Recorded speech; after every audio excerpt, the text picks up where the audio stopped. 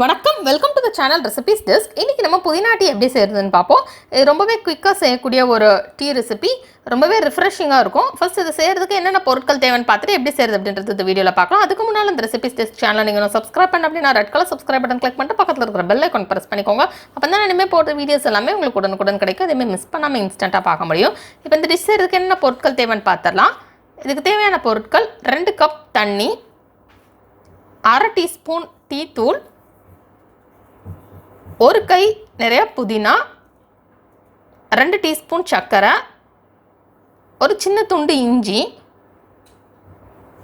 First நம்ம ஒரு பேனில் தண்ணி சூடு பண்ணிடலாம்.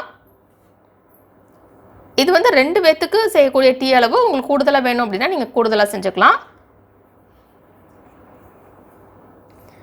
இப்போ இந்த தண்ணி நல்லா சூடாகட்டும், நல்லா கொதிக்க ஆரம்பிச்சிடட்டும். இது கொதிச்சதுக்கப்புறம் நம்ம இதில் தட்டி வச்சிருக்கிற இஞ்சி சேர்த்துடலாம். சேர்த்துட்டு இப்போ இதை நல்லா கொதிக்க விட்டலாம்.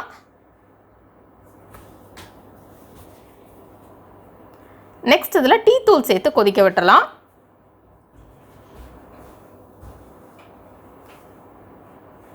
இது நல்லா கொதிச்சதுக்கப்புறம்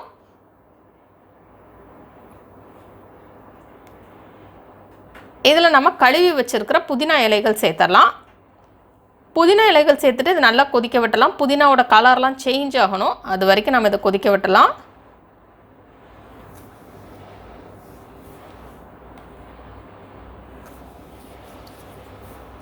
இப்போ இது கலர்லாம் சேஞ்ச் ஆனதுக்கப்புறம் நம்ம இதில் சர்க்கரை சேர்த்துடலாம்.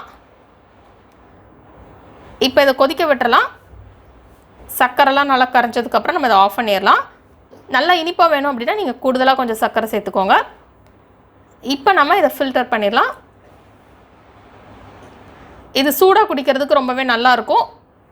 உங்களுக்கு எலுமிச்சம்பழம் டேஸ்ட் பிடிக்கும் அப்படின்னா நீங்கள் இதில் 1/2 எலுமிச்சம்பழம் கூட புழிஞ்சு நீங்கள் மிக்ஸ் பண்ணி குடிச்சிக்கலாம்.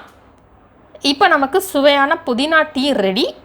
இந்த ரெசிபி நீங்கள் வீட்டில் ட்ரை பண்ணி பாருங்கள். இந்த ரெசிபி உங்களுக்கு பிடிச்சிருந்தா லைக் பட்டன் கிளிக் பண்ணுங்கள். உங்கள் ஃப்ரெண்ட்ஸோட இந்த ரெசிபியை ஷேர் பண்ணுங்கள். மறக்காம இந்த சேனலுக்கு சப்ஸ்கிரைப் பண்ணிட்டு பக்கத்தில் இருக்கிற பெல் ஐக்கான் ப்ரெஸ் பண்ணிக்கோங்க. அப்போ தான் இனிமேல் போட்ட வீடியோஸ் எல்லாமே உங்களுக்கு உடனுக்குடன் கிடைக்கும். எதுவுமே மிஸ் பண்ணாமல் இன்ஸ்டண்ட்டாக பார்க்க முடியும்.